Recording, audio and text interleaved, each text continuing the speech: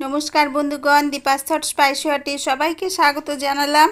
আজকে রেসিপি একটা মাছ নিয়ে করব। তো আগের দিনে আপনাদের দেখিয়েছিলাম মাছ একটা নিয়ে এসেছিলাম, তার থেকে ডিমের কিছুটা অংশ দিয়ে রেসিপি বানানো হয়েছে। তো আজকের বাকি থাকা মাছটা দিয়ে সুন্দরভাবে রেসিপি বানাবো। তো মাছটাকে প্রথমে দেখে নিলাম, ভালোভাবে ধুয়ে টুয়ে রেখেছি আর লবণ মাখিয়ে থালা চাপা দিয়ে বেশ কিছু সময় রেখে দিয়েছি যাতে নুনটা ওর মধ্যে ঢুকতে পারে। তো এখন আমি কড়াই বসিয়ে নিলাম, ভালোভাবে গরম করে ওর মধ্যে সরষের তেল দিয়েছি অনেকটা।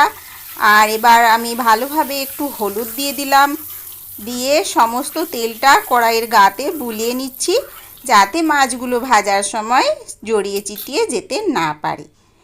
তো বন্ধুগণ, রেসিপি সম্পূর্ণ দেখার অনুরোধ রইল। শুরু করলাম। মাছটা ছেড়ে দিলাম সুন্দরভাবে, এবার ভাজা করে নিতে হবে। তো সমস্ত মাছগুলো মানে এই তেলটার মধ্যে যতগুলো ধরে ধীরে ধীরে আমি ছেড়ে দিচ্ছি, ভালোভাবে উল্টে পাল্টে লাল লাল করে ভেজে নেব। তো আপনারা দেখতে থাকুন।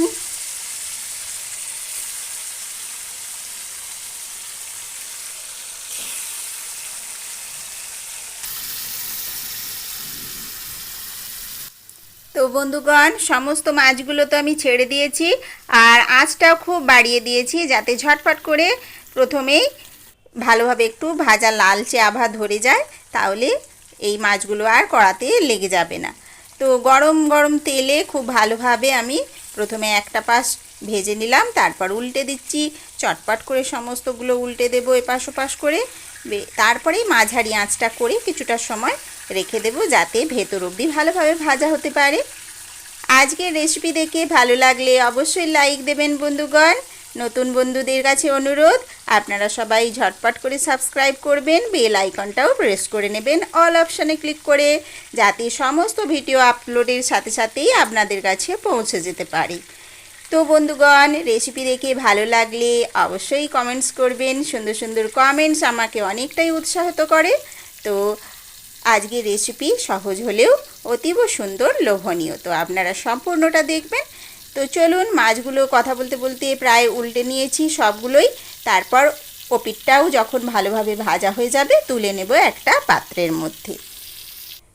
তো কিছুটা সময় বাদে বেশ লাল করে কড়া করে ভাজা হয়ে গিয়েছে। এবার ধীরে ধীরে আমি এই খুন্তি দিয়ে আস্তে আস্তে করে আমি তুলে নেব একটা বাটিতে, তারপর মূল রেসিপিটি শুরু করে দেব।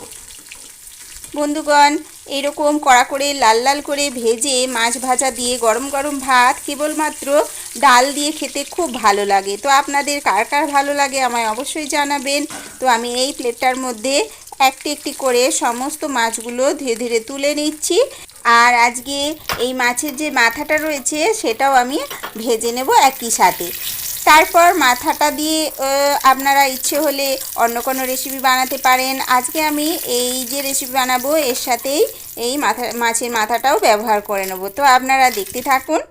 মাছগুলো তো সমস্ত তুলে নিয়েছি। এই যে মাছের যে মাথাটা রয়েছে তাতে এতটুকুও মাছ রাখছিলাম না, কেননা ভেবেছিলাম আমি এই মাথাটা দিয়ে অন্য রেসিপি বানাবো। তো যাই হোক, মাছগুলো তো ভাজা হয়ে গিয়েছে। এখন আসল রেসিপিটি শুরু করে দিলাম। এই যে আলুগুলো এরকম লম্বাভাবে কেটেছি আর পেঁয়াজগুলো এরকম বড় বড় করে সরু সরু করে কুচিয়েছি। তো আলু আর পেঁয়াজ একসাথেই ধুয়ে নিয়েছিলাম আর একসাথেই ওই মাছ ভাজার তেলের মধ্যে আমি ছেড়ে দিলাম। এবার দুটোকে একসাথেই আমি ভেজে নিচ্ছি ভালোভাবে একটু লালচে আভা করে।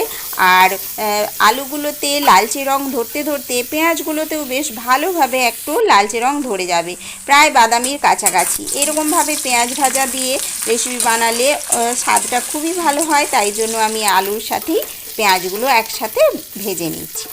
তো কিছু সময় বাদে যখন দেখলাম খুব ভালোভাবে ভাজা হয়ে গিয়েছে, তখন এরকম বড় বড় করে ফালি করে কেটে রাখা টমেটোর টুকরোগুলো যোগ করে দিলাম আর দিয়ে দিচ্ছি বেশ খানিকটা গ্রেট করে রাখা রসুন। এই রসুন টমেটো এগুলো সব একসাথে দিয়েই আজকে রান্না করব। আর এই সময় আমি কিছুটা পরিমাণ আদাও দিয়ে দিলাম, মানে আদাটাকেও আজকে বাটলাম না, এরকম গ্রেট করে রেখে দিয়েছি। আর এখন দিয়ে দিচ্ছি বেশ বড় বড় করে টুকরো করে রাখা কাঁচা লঙ্কা, যেগুলো লালচে রং ধরে নিয়েছে, পাকা পাকার মতোই দেখাচ্ছে। তো এবার আমি সমস্তটা একসাথে ভালোভাবে একটু নাড়াচাড়া করে নিচ্ছি যাতে ভাজা ভাজা হয়ে যায় আর স্বাদ গন্ধ বর্ণ সব একসাথে মিলেমিশে যেতে পারে। বেশ কিছু সময় ভাজাভাজি করার পর দেখি কীরকম পরিস্থিতি। এই যে এখন এইরকম অবস্থা এসেছে।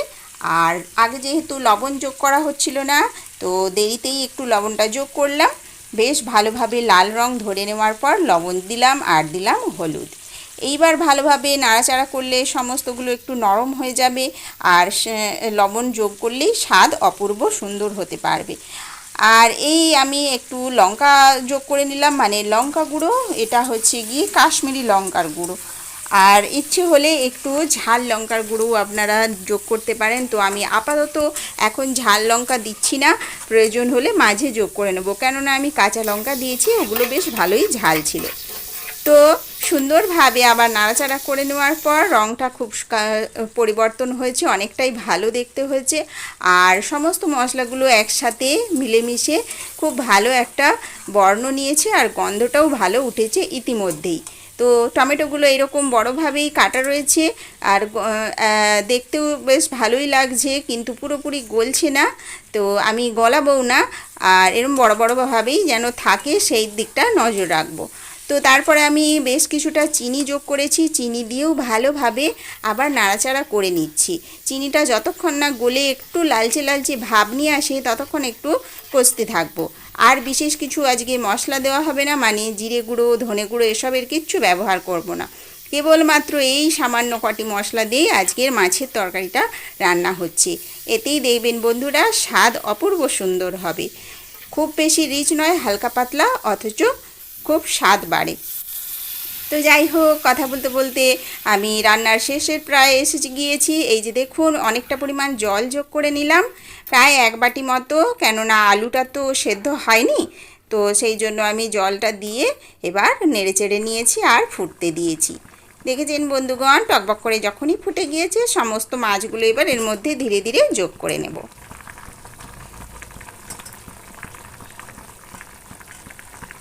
একটি একটি করে সমস্ত মাছ আমি দিয়ে দিচ্ছি যতগুলো ধরবে।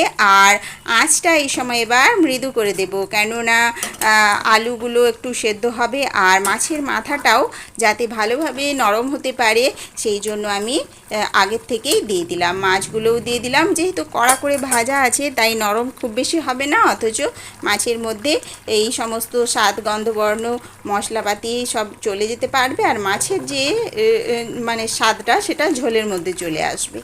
তো সবশেষে আমি আগের দিনই যে বড়া ভেজে রেখেছিলাম সেই বড়াগুলো ছিল কয়েকটা, যেগুলো পকোড়া হিসেবে খাওয়া হয়েছিল, সেগুলো 2-4টে ছিল, সেগুলোই আজকে এই ঝোলের মধ্যে আমি যোগ করে দিয়েছি।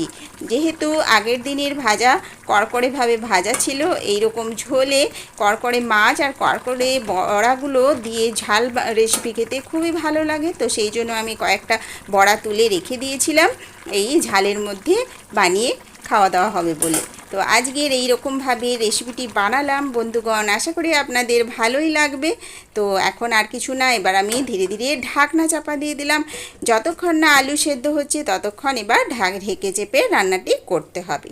তো বন্ধুগণ কিছু সময় বাদে যখন আমি ঢাকনা খুললাম তখন আলু প্রায় সেদ্ধ আর সমস্ত রেসিপিটাই সমাপ্তর পথে। তো একটা আলু আমি খুন্তি দিয়ে চেপে একটু দেখে নিচ্ছি সে সুসেদ্ধ হয়ে গিয়েছে। তো ইচ্ছে হলে আপনারা এখন একটু গরম মশলা দিতে পারেন। তো আমি আজকে কিচ্ছু যোগ করছি না, কেবলমাত্র এই টমেটো আদা রসুন পেঁয়াজের স্বাদ, এতেই খুব সুন্দর একটা স্বাদ হবে। তো সেইটাই ভাতের সাথে ভালো লাগবে, সেই উদ্দেশ্যে আমি এইভাবে রেসিপিটি কমপ্লিট করলাম। আর আশা করি আপনাদের এভাবে ভালো লেগেছে। ভালো লাগলে অবশ্যই আমাকে জানাবেন। সব শেষে ঝোলটা একটু মেরে দেওয়ার জন্য, কমিয়ে নেওয়ার জন্য আমি গ্যাসের আঁচটাকে বেশ খানিকটা বাড়িয়ে দিয়েছি, টকবক করে যাতে ঝটপট করে ফুটে একটু জলটা কমে যায় সেই উদ্দেশ্যে। তো দেখুন আজকে রেসিপি এইভাবে আমি বানালাম আর কিছু সময় বাদে আঁচটা একেবারে বন্ধ করে দিয়েছি। আর ঢাকা চাপা দেওয়ার পর খুলে নেওয়ার পর এরকম অবস্থা হয়েছে। তো আশা করি রেসিপিটি আপনাদের ভালো লেগেছে। কতটা ভালো লাগলো অবশ্যই জানাবেন। নতুন রেসিপি নিয়ে পরবর্তী পর্বে আবার হাজির হয়ে যাব। আজকের মতো আমি তাহলে বিদায় নিলাম। সবাই ভালো থাকবেন, আর হ্যাঁ অবশ্যই অবশ্যই আমাকে সাবস্ক্রাইব করে দেবেন বন্ধুগণ। তো সবাইকে অনেক ধন্যবাদ, সবাই ভালো থাকবেন, টাটা।